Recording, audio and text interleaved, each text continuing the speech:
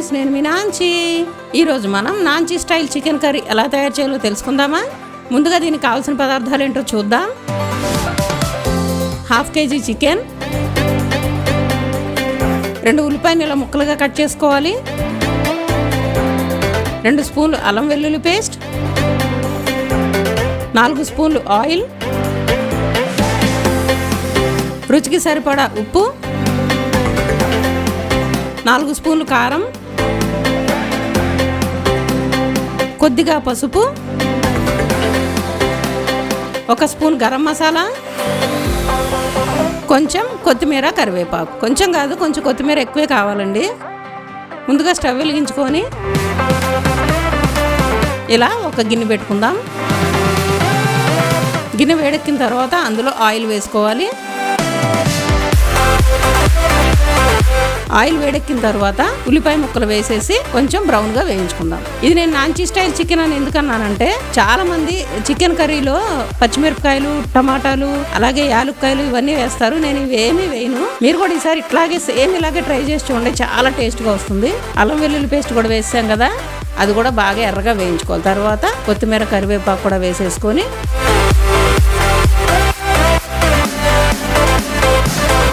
ఇంకొంచెం వేగనిద్దాం. ఇదిగోండి, ఎర్రగా వేగింది కదా. ఇప్పుడు ఇందులో చికెన్ వేసేసుకోవాలి.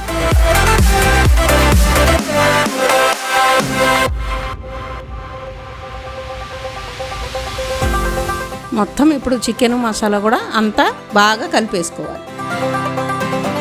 మొత్తం ఇలా కలుపుకోవాలి. మూత పెట్టి 10 minutes ఉడకనివ్వాలి. ఇదిగోండి, ఉడికేటప్పుడు ఇలా వాటర్ అంతా బయటకు వస్తుంది. ఒకసారి కలిపేసుకుందాము.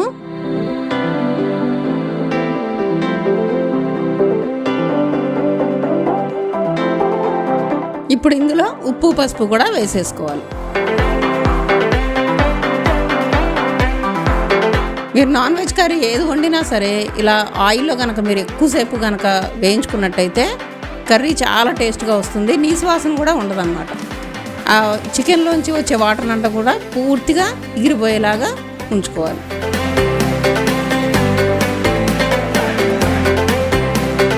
ఇప్పుడు మూత పెట్టేసి 10 minutes ఉడకనిద్దాం మీడియం ఫ్లేమ్లో.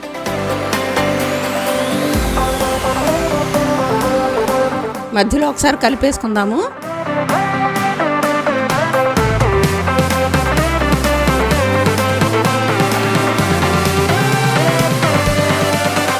ఇదిగోండి, వాటర్ అంతా కూడా చక్కగా బాగా ఎగిరిపోయింది కదా. ఇప్పుడు దీంట్లో మనం కారం వేసుకుందాం.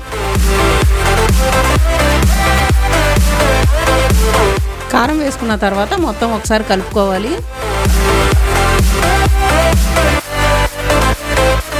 కారం వేసాక కూడా మీరు 5 to 10 minutes కనుక ఉడికించుకోవాలి. అప్పుడే బాగుంటుంది. అప్పుడే వాటర్ పోసుకోకూడదు.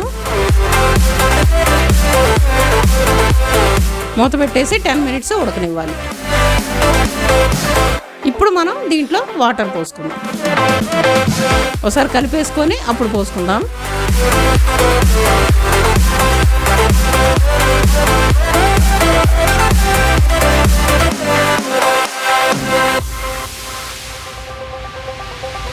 వాటర్ పోసిన తర్వాత మొత్తం చక్కగా ఇలా కలుపుకోవాలి.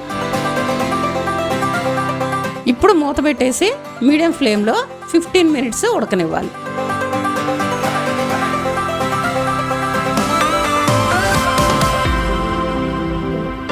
తర్వాత ఒకసారి కలిపేసుకొని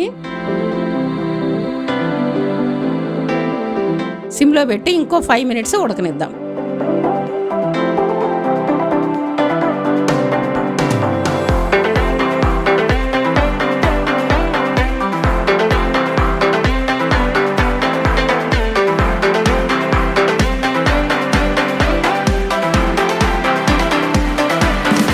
చక్కగా మన గ్రేవీకి మనకి ఎంత కావాలంటే అంతవరకు ఎగరనిద్దాం.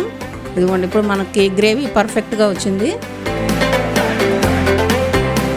ఇప్పుడు మనం ఇందులో గరం మసాలాను, కొత్తిమీర వేసుకుందాం.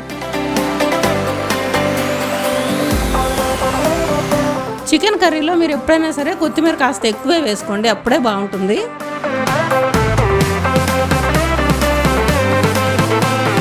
అంతే, వేడి వేడి నాంచి స్టైల్ చికెన్ కర్రీ రెడీ. మీరు కూడా టేస్ట్ చేసి ఎంజాయ్ చేయండి. మన ఛానల్ కనుక మీకు నచ్చినట్టయితే లైక్ చేయండి, షేర్ చేయండి, సబ్స్క్రైబ్ చేసి బెల్ ఐకాన్ని క్లిక్ చేయండి.